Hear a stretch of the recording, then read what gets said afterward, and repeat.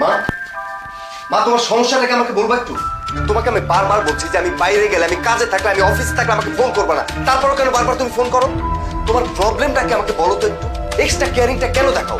আমি বলছি না যে তোমার এই ফোনে আমার প্রবলেম হয়, আমি কাজে ঢুকতে পারি না। কি তুমি কি আমার কথা শুনতেছো না? তোমার কি কানে প্রবলেম হয়েছে এখন? এখন কি কানেও শুনতেছো না, নাকি ইচ্ছা করে আমার কথার উত্তর দিতেছো না? আরে আজব, কথা বলতেছো না কেন? মানুষ মারা গেলেও তো এরকম করে না। তুমি কি মরছো? মরছো তুমি? মা, আমি কিন্তু তোমাকে কোনো কিছু বলতেছি, তুমি কি কথা বলবা কি বলবা না?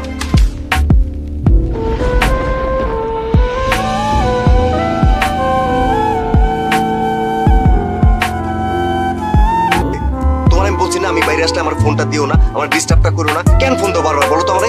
কখন আসবি? অনেক রাত হয়ে গেছে বাবা। রাত হয়েছে তো কি হয়েছে?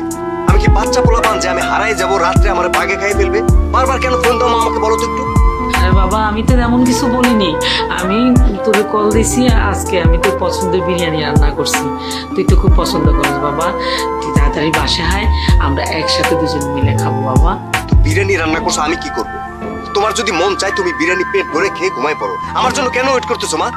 আমার আসতে দেরি হবে মা। আমি কিন্তু নিজের খেয়ালটা আমি রাখতে পারি, এটা নিয়ে তোমার এত টেনশন করতে হবে না। রাখো ফোন, রাখো। হ্যালো, হ্যাঁ হ্যাঁ,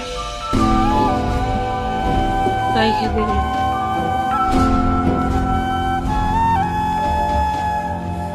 আগের মতো নাই, কিন্তু আমার না আগে শুভরে ভাল লাগতো। সারাক্ষণ আমার পেছনে খুব জোর পড়তো, আমার আঁচল করে টানতো। এখন আর আঁচল টানে না। আমি খাবার নিয়ে বসে থাকলো, তোমার শুভ আমার হাতে খাইতে আসে না।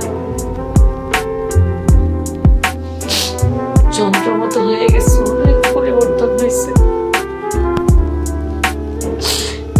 একটু শুভ এত বড় হয়ে গেছে। শুভর আব্বা, হয়তো তুমি বেঁচে থাকলে এই পরিবর্তন হতো না, কারণ বাবারাই পারে একমাত্র ছেলেকে শাসন করতে, সঠিক পথে রাখতে। মায়েরা তো অনেক ইমোশনাল হয়, তাই সন্তানের সব কথা বিশ্বাস করে না। রাগ করবে।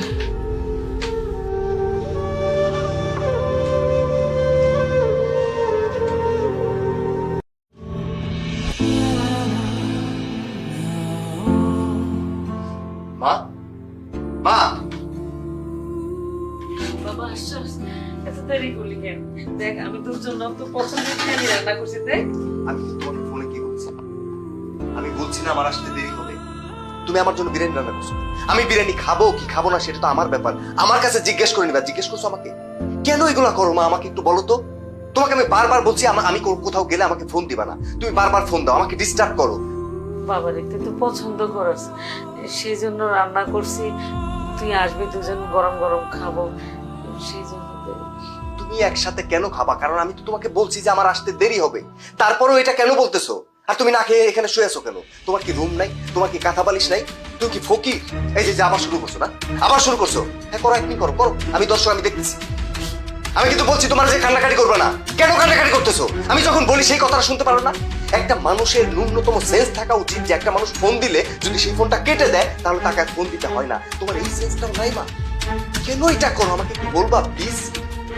সে বিরিয়ানি রান্না করছে, বিরিয়ানি আমি খাবো কি খাবো না, আমার পছন্দ কি পছন্দ না সেইটার কোনো কিছু নাই। সে বিরিয়ানি রান্না করে বসে আছে, সে না খেয়ে এখানে শুয়ে আছে।